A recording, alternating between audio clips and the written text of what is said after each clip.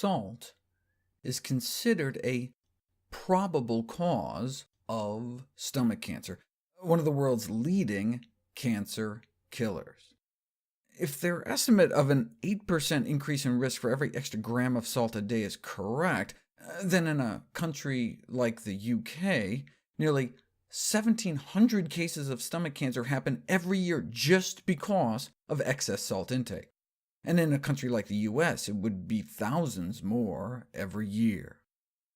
The risk of stomach cancer associated with salt intake appears on par with smoking or heavy alcohol use, but may only be half as bad as opium use or increased total meat consumption, based on this study of more than 500,000 people, which may explain why those eating meatless diets appear to have nearly 2/3 lower risk.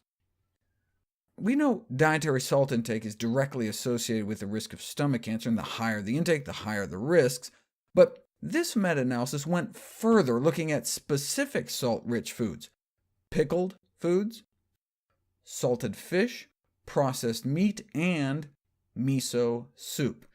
Habitual consumption of pickled foods, salted fish, and processed meat were each associated with about a 25% greater risk of stomach cancer. The pickled foods may explain why Korea appears to have the highest stomach cancer rates in the world.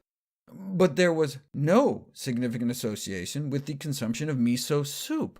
This may be because the carcinogenic effects of the salt are counteracted by the anti-carcinogenic effects of the soy, effectively canceling out the risk. And if we made garlicky soup with some scallions thrown in, it may drop our cancer risk even lower.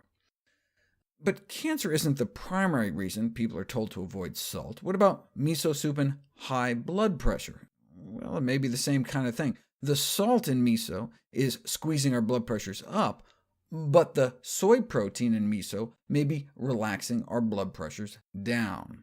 So, for example, if you compare the effects of soy milk to cow's milk, and to make it fairer, compare soy milk to skim milk to avoid the saturated butterfat, soy milk can much more dramatically improve blood pressure among women with hypertension.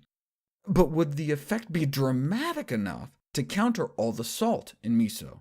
Japanese researchers decided to put it to the test. They followed men and women in their 60s who started out with normal blood pressure, and followed them for 4 years to see who was more likely to be diagnosed with hypertension in that time: those who had 2 or more bowls of miso soup a day, or those who had 1 or less. 2 bowls a day would be like adding a half teaspoon of salt to one's daily diet, yet those who ate 2 bowls or more appeared to have 5 times lower risk of becoming hypertensive. So maybe the anti-hypertensive effects of the soy in the miso exceeds the hypertensive effects of the salt.